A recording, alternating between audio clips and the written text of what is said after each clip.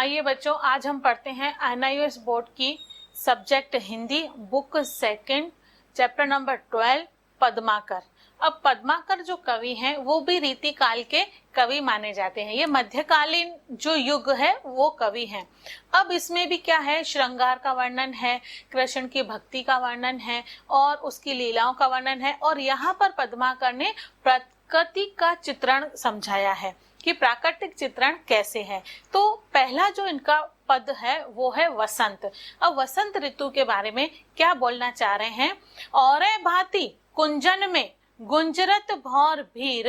और डौर झौरन पे बौरन के हुए गए, कहे पद्माकर सु और भांति गलियान, छलियां छबीले छैल और छबी छवे गए, और भांति विहग समाज में आवज होती, ऐसे ऋतुराज के न आज दिन दुए गए। और रस और रीति और राग और रंग और तन और मन और बन हुए गए।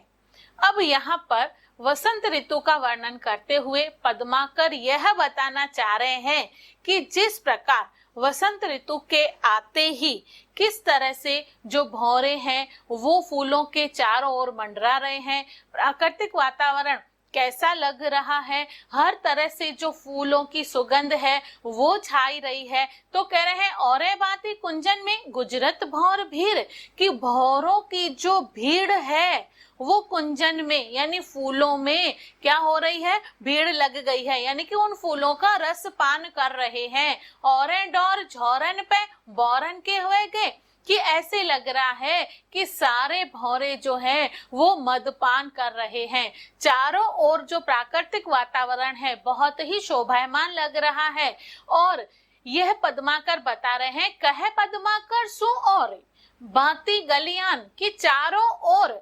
गली गलियानों में, मोहल्लों में, शहरों में चारों ओर पद्माकर क्या कह रहे हैं कवि, छलियां छबीले छैल और छबी छवे गए, कि सारे जो युवक और युवतियां हैं वो छलियां यानी वो घूम फिर रहे हैं, नाच गान कर रहे हैं और उसका प्रकृति का वातावरण का अनुभव कर रहे हैं। और भांति बेहग समाज में आवाज होती, कि ऐसे लग रहा है कि पूरे समाज में आवाजाही यानी सारे लोग ऋतुराज वसंत का स्वागत कर रहे हैं। और स्वागत करते हुए सारे जो हैं वो मधुर गान गा रहे हैं, ऐसे ऋतुराज के ना आज दुए दोगे, कि कह रहा है कि ऐसे ऋतुराज के, कि ये ऋतुओं का राजा जो वसंत ऋतु है उसके आने में अभी 2 ही दिन हुए हैं, कि और रस और रीत और राग और रंग, कि हर तरह से रस प्रेम पान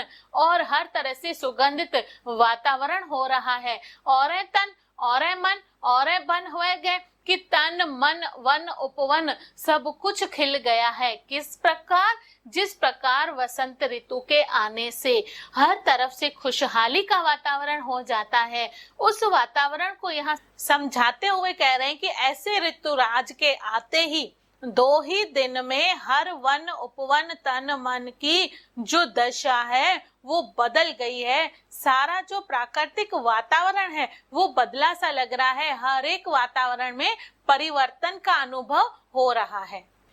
फाग कविता को देखते हैं। एके संग धाये नंदलाल और गुलाल दो, दुर्गनी गए जो भरी आनंद मरे नहीं, धोए धोए हारी पद्माकर तिहारी सौ, अब तो उपाय एक चित्त में चढ़े नहीं, कैसी करूं कहाँ जाऊं कैसे कहूं कौन सुने, को तो निकासो जासे दर्द बढ़े नहीं, ऐरी मेरी बीर जैसे तैसे इन आंखन ते, कड़ियो अभीर पे अहिर तो कड़े नहीं। अब यहाँ पर फाग कविता में जो कवि पद्माकर हैं वो होली के दृश्य का वर्णन कर रहे हैं, कि होली का वो दृश्य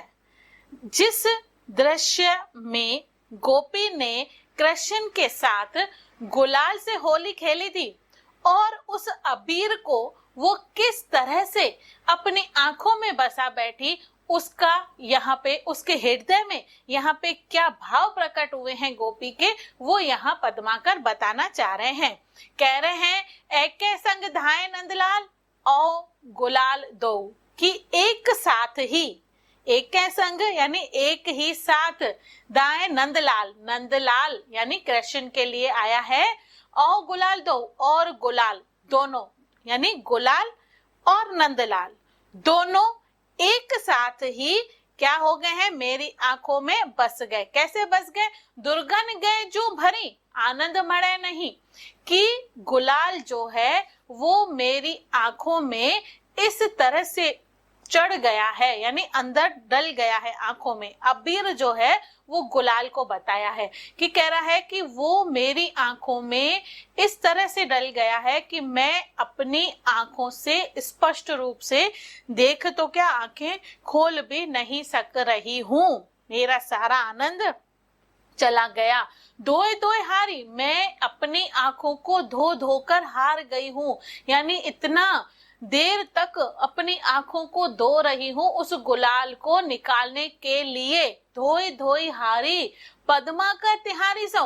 कवि पद्माकर कह रहे हैं कि एक गोपी दूसरी गोपी को कह रही है सौगंध दे करके कि तुम्हारी सौगंध,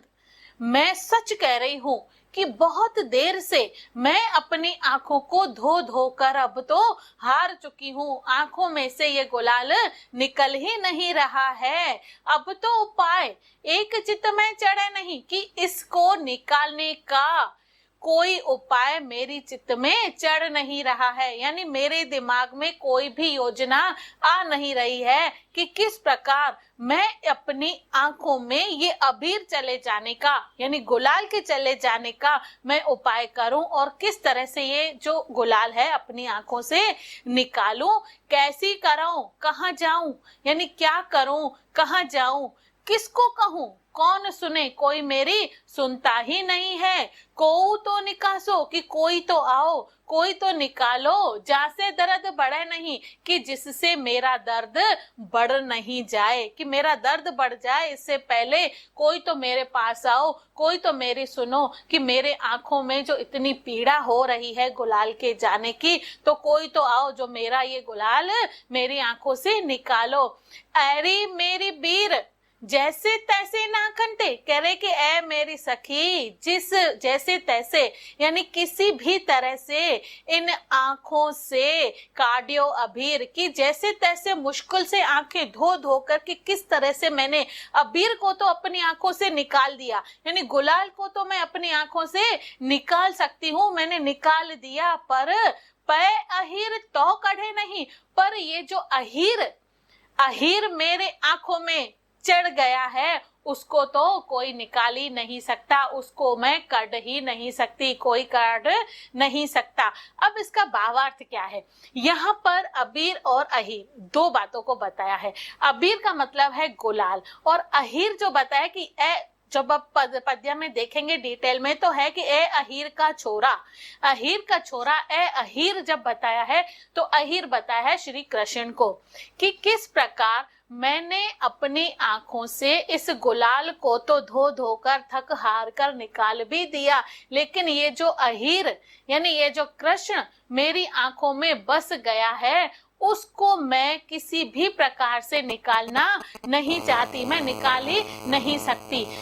यानी कि यहाँ बताया है कि जो नंदलाल है, श्री कृष्ण है, वो मेरी आंखों में इस तरह से बस गए हैं, मेरी आंखों के द्वारा मेरे हृदय में उन्होंने इस तरह से डेरा जमा लिया है कि मैं कितनी भी कोशिश करूं इस अबीर को तो निकाल सकती हूँ, इस अबीर को, इस गुलाल को तो आंखें धो धो कर मैंने निकाल दिया, पर ये जो अहीर है, ये जो कृष्ण है, वो मेरी आंखों में बस गया है, उसको मैं किसी भी तरह से निकाल नहीं सकती। सच तो यह है कि गोपी यहाँ पर कृष्ण को अपने हृदय में से निकालना ही नहीं चाह रही है, लेकिन यहाँ पे यह सौगंध दे रही है कि किस तरह से मैं इस अहीर को अपने आंखों से ओझल होने दूं, यानी कि वो अपनी आंखों से ओझल होने देना नहीं चाहती, वो अपने कृष्ण के साथ ही उसके सानिध्य में, उसी के ही स्पर्श में रहना चाहती है।